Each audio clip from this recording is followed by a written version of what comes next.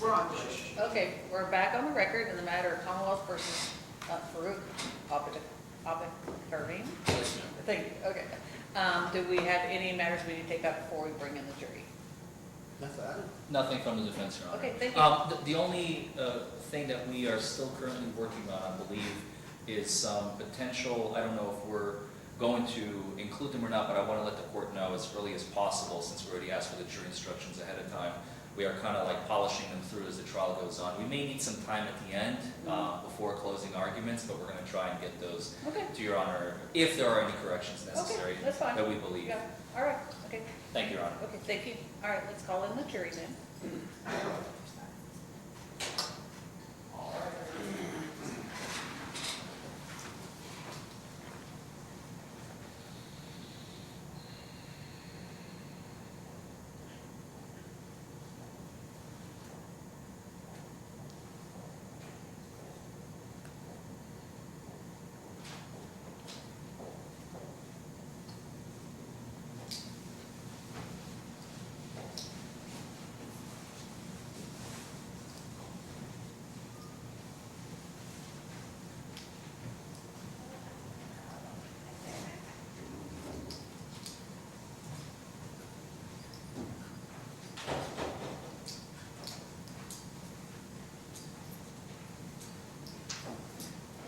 Okay, welcome back, everyone. Hope you all had a good lunch. You may have a seat. Thank you very much. Is the prosecution ready to proceed? Yes, Is the defense ready to proceed? Yes, Your Honor. So, Mr. Shouse, you may. Mr. Forman, Mr. Deborah. Excuse me, I'm sorry. Like I said, every time I have to talk for a while, and I have to talk for a while.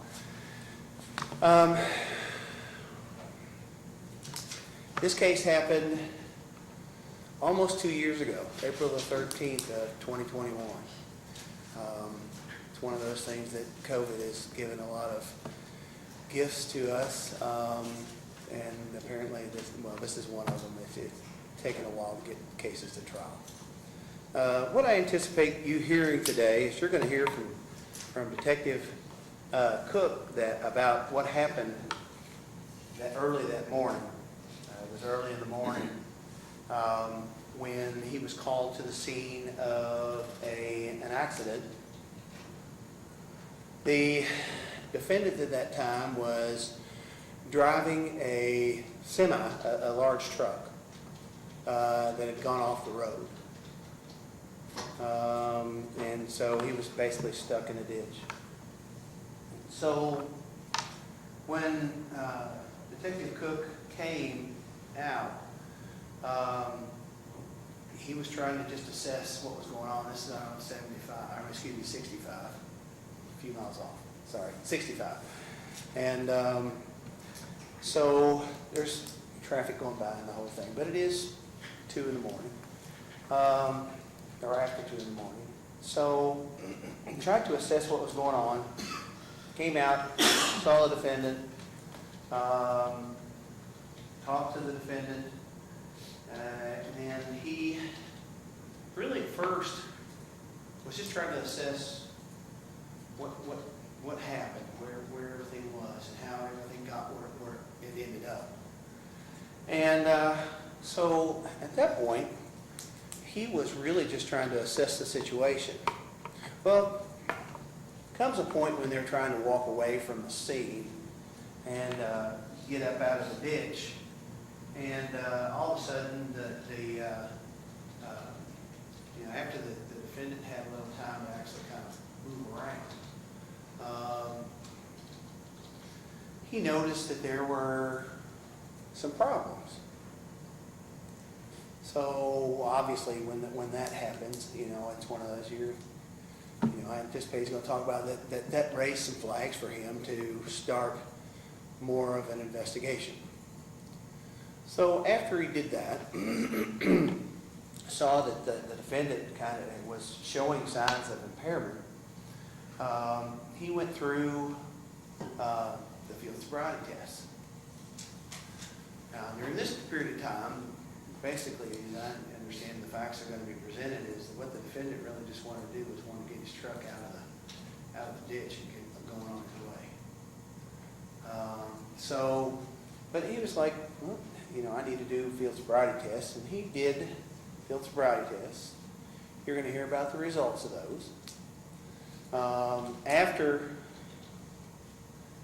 he showed a number of clues, which we'll go into more, then he determined that the defendant was impaired while he was operating that big rig. Now, after they are going through that, they also found an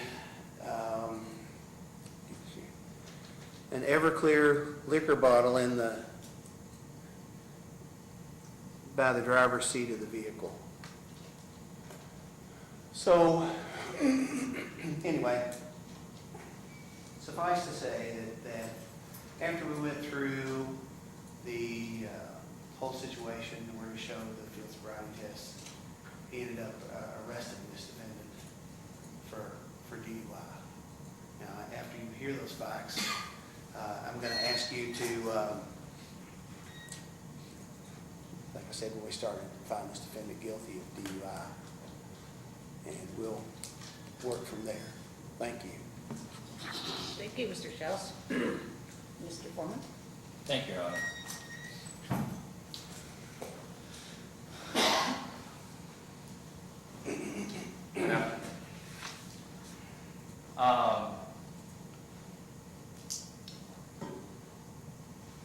If I may have my computer up on the screen, if you don't mind, Madam Clerk.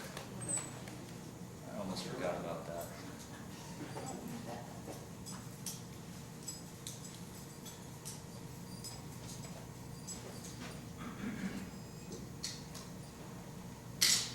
Thank you.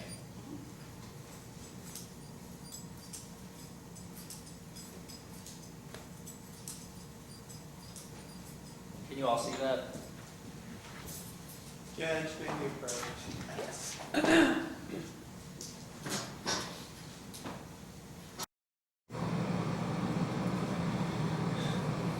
What we're doing here in openings is we're talking about what we expect to hear.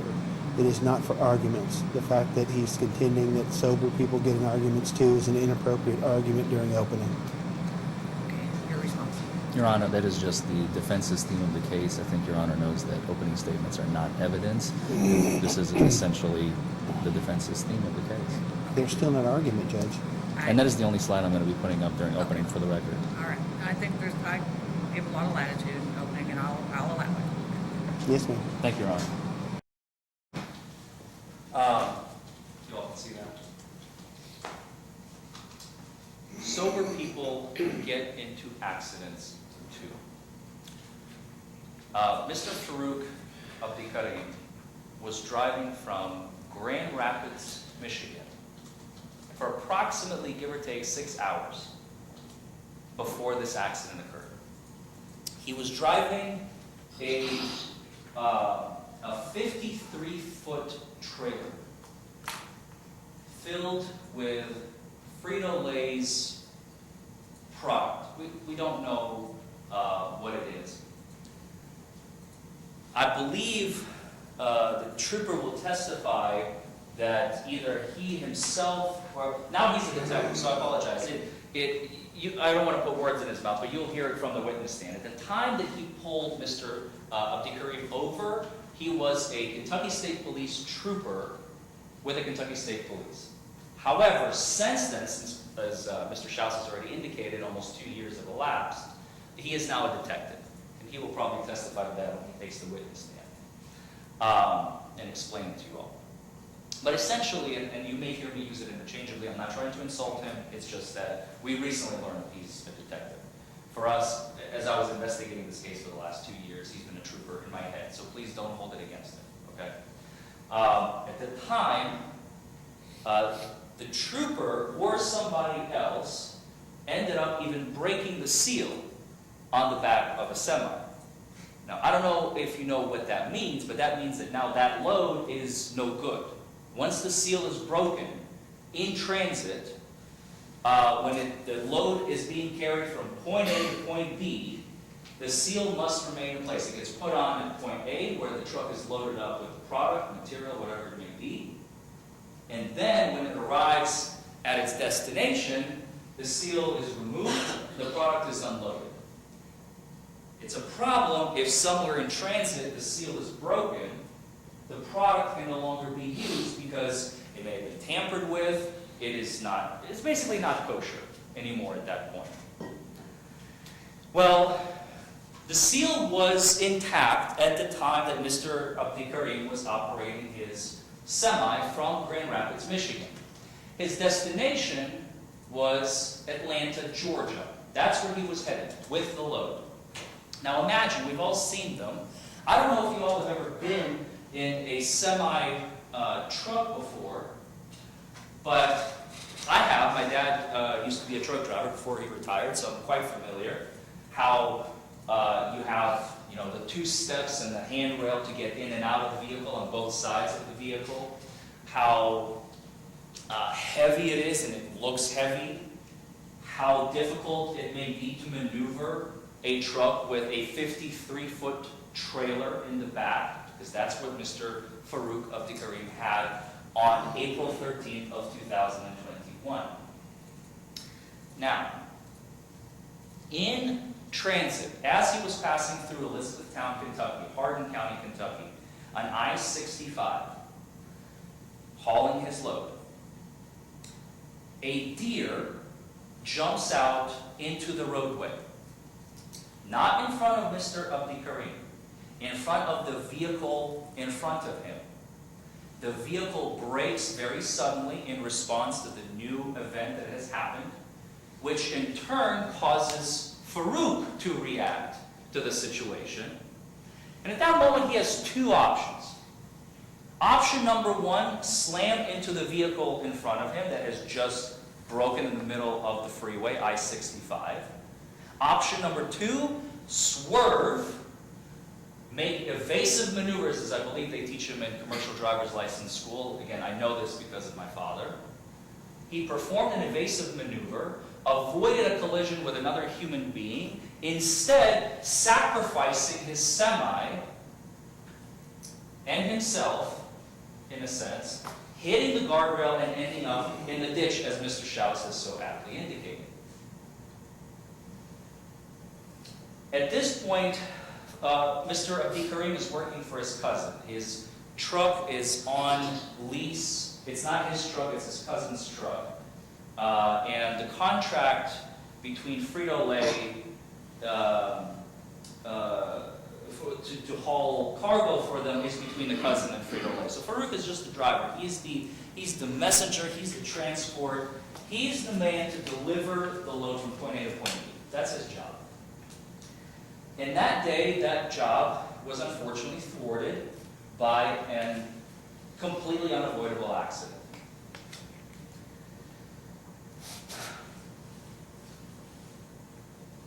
He is upset. He knows what may or may not happen as a result of this. He may get fired. He may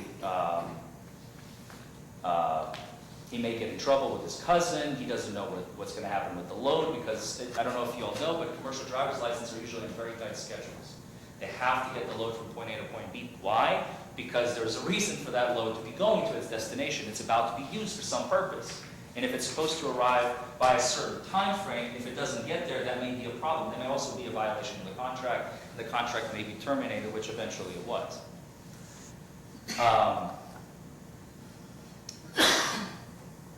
But let's get back to the situation. Mr. Farouk, Mr. Abdikarim, he's upset, clearly. Unanticipated event happened. We've all been there. If you've been in an accident, or just, it doesn't even have to be an accident, anything that you do not anticipate in your daily doings. An unexpected event that throws you off. So Mr. Farouk is upset, he's beside himself, he's trying to figure out, he's trying to assess the situation to get an idea of what he's going to do, what is going to happen next. Of course, police show up, and he's under the anticipation and the belief that all that's going to happen is they're going to take an accident report, and they're going to give him a copy of the accident report, give him an ID, whatever, and off he goes, see you later. And I don't know if the truck was operational. We never got to that point. Even if the wrecker had pulled the truck out, sometimes certain accidents may be not so catastrophic. It may not be a total loss, as the insurance company would call it. It may still be functional. Maybe it needs repairs, but at least he can start taking it to the shop, at the very least. But that never happens. Why? Because now detective, at the time Trooper Cook, arrests him for a DUI. Now,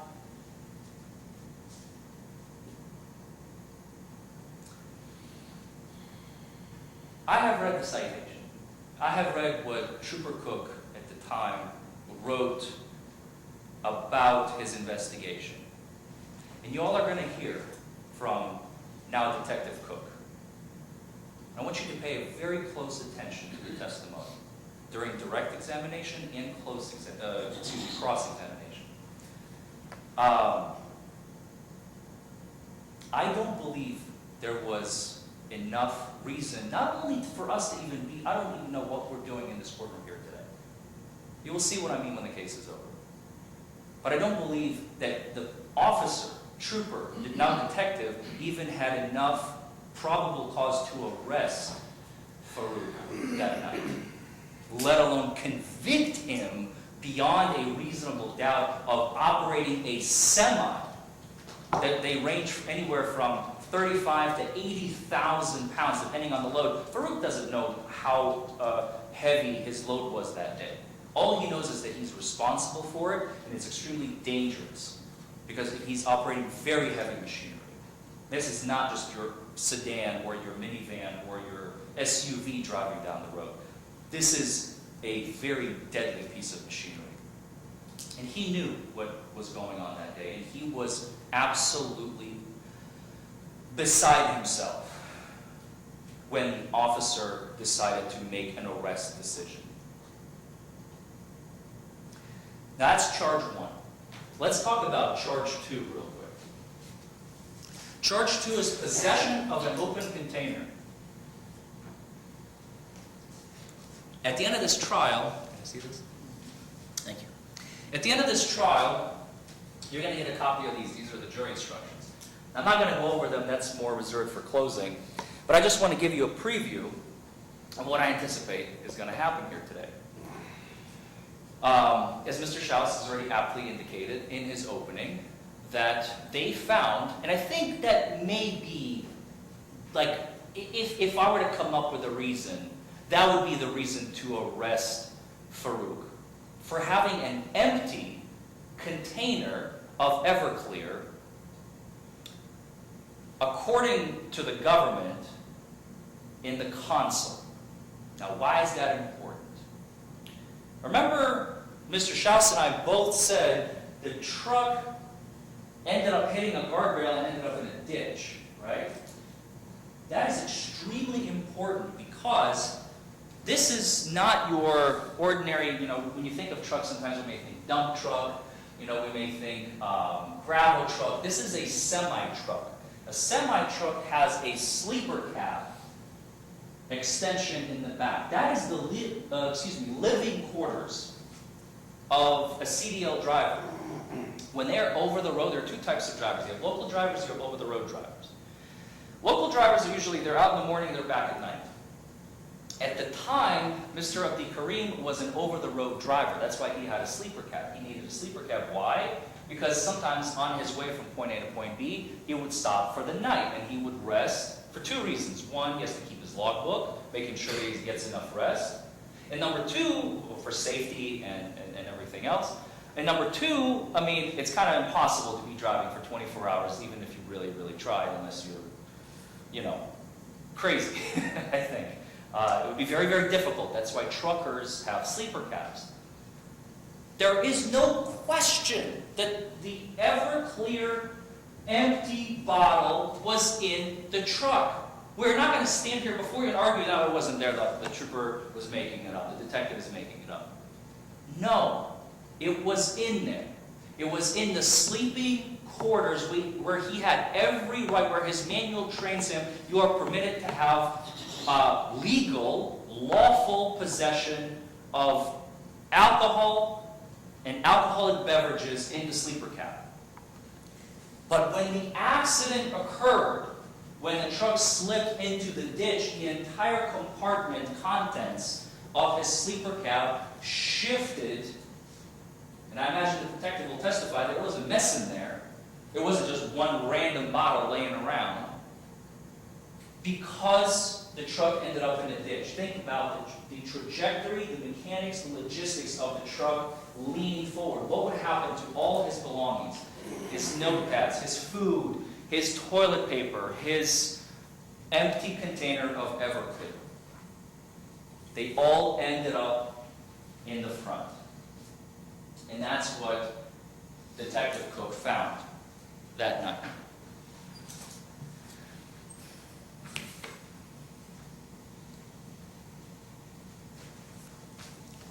I said it before, I'm going to say it one last time before I sit down. Pay close attention. Listen to everything that is being said.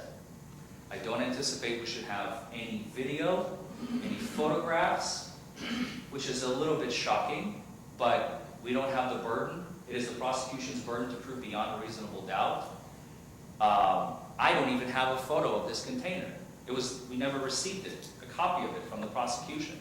So I can almost say with 100% certainty, I don't anticipate that it will be coming in from that witness stand today. They didn't bring the bottle in. They didn't bring a photo of the bottle. They didn't bring in a sketch artist who drew the bottle. Nothing. We got absolutely nothing. So it's all going to be testimony. It's all going to be testimony. And at the end of this trial, as I said, sober people get into accidents too. I've been in 2, possibly 3, I can't remember, I was young. I think 3 accidents in my life. May we approach, Judge? Yes.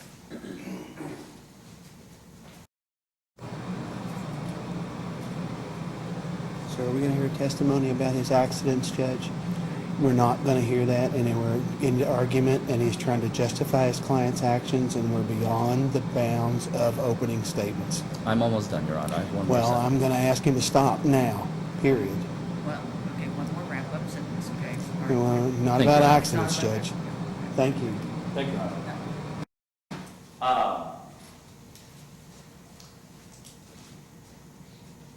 At the end of this trial, I believe that you will have, based on all the evidence you're going to hear, the testimony you're going to hear, you will have no other verdict than a verdict of not guilty for Mr. Farouk Abdi Kareem on both the operating a motor vehicle under the influence charge and the open container charge, the only 2 charges in this case. Thank you. Thank you, Mr. Foreman.